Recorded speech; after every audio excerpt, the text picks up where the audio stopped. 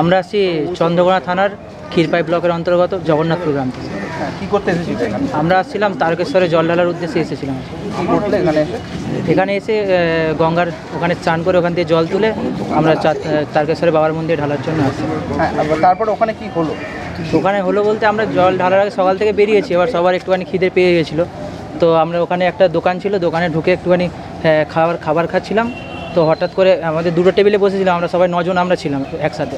তো দুটো টেবিলে বসেছিলাম, ওই টেবিলে যারা বসেছিল দুটো আমার বান্ধবী ছিল আর একটা বন্ধু ছিল। তো হঠাৎ করে উপর থেকে ছাদ পড়ে, মানে ছাদের একটা চাঙড় ভেঙে পুরো ওদের মাথায় ডাইরেক্ট পড়ে যায়। পড়ে গিয়ে পড়ে গিয়ে দুজন, একজন যেটা মানে যে মেন আমাদের একটা বান্ধবী ছিল পাপিয়া মণ্ডল বলে, ওর মাথায় 3টে স্টিচ পড়েছে, মানে প্রচুর ব্লিডিং হয়েছে ওর। আর একজন একটা বন্ধু ছিল, তারও মাথাটা সব ফুলে গেছে, ইয়ে হয়ে গেছে। আর একটা বান্ধবীর মাথাটা কেটে গেছে একটু অল্প, বাকি সব আরেকজনের এখানে কাঁধে লেগেছে, ইয়ে লেগেছে, এরকম করে লেগেছে আর কিছু।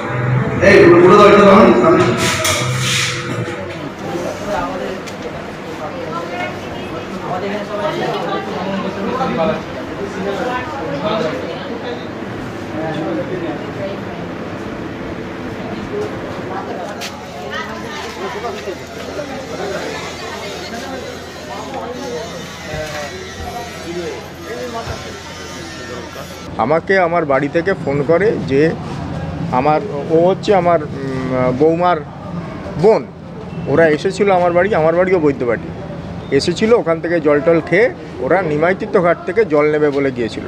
এবার সেখানে কোনো দোকানে গিয়েছিল, যেখানে ওরা খাবার সময় ওপর থেকে চাই ভেঙে পড়তে ও ইনজিওর্ড হয়েছে, 3টে স্টিচ হয়েছে শুনলাম, আর বাদবাকি আরও যারা ছিল তারাও নিশ্চয়ই ইনজিওর্ড হয়েছে। এখন কি চাইছেন? আমি চাইছি প্রশাসন আরও সজাগ হোক, লোকাল প্রশাসন এবং রাজ্যের যে প্রশাসন আছে, পুলিশ প্রশাসন, তারা আরও সজাগ হোক। এই ধরনের বাড়িতে যে এই ব্যবসাটা হচ্ছে, সেটা এই ধরনের বাড়িতে কি করে হচ্ছে, তার পারমিশন কি করে হচ্ছে, আমি এটাই জানতে চাইছি। ওটা কি স্থায়ী দোকান বলে মনে হয় না অস্থায়ী? স্থায়ী দোকান।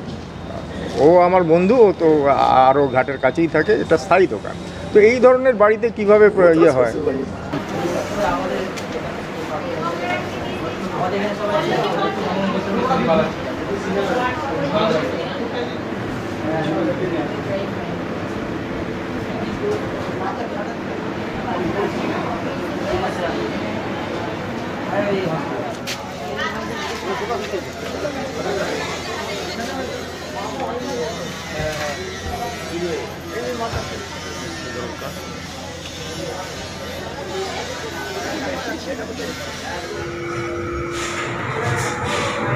এই